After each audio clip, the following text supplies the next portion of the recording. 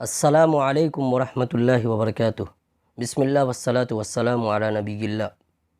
ناظرین، اللہ کے رسول اکرم صلی اللہ علیہ وسلم کی ایک بڑی پیاری حدیث ہے، مسلم شریف کی روایت ہے۔ اللہ کے رسول اکرم صلی اللہ علیہ وسلم فرماتے ہیں: افلا یغدو احدکم الی المسجد فیعلم او یقرأ آیتین من کتاب اللہ عز وجل خیر لہ من ناقۃ وثلاث خیر لہ من ثلاث واربع خیر لہ من اربع ومن اعدادہن من الابل۔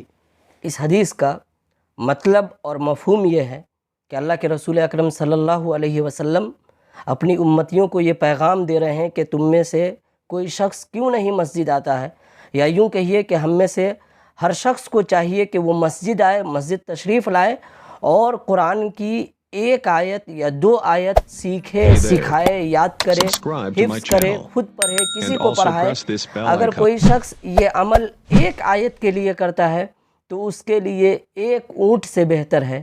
اگر کوئی شخص دو آیت پڑھتا ہے، دو آیت سیکھتا ہے، دو آیت سکھاتا ہے تو اس کے لیے دو اونٹ سے بہتر ہے۔ اور اگر کوئی شخص تین آیت پڑھتا ہے، تین آیت پڑھاتا ہے، تین آیت سیکھتا ہے، تین آیت یاد کرتا ہے تو اس کے لیے یہ تین اونٹ سے بہتر ہے۔ اور اگر کوئی چار آیت کے لیے ایسا کرتا ہے تو اس کے لیے چار اونٹ سے بہتر ہے۔ اللہ کے رسول آگے فرماتے ہیں: وَمِنْ أَعْدَادِهِنَّ مِنَ الْإِبِلِ۔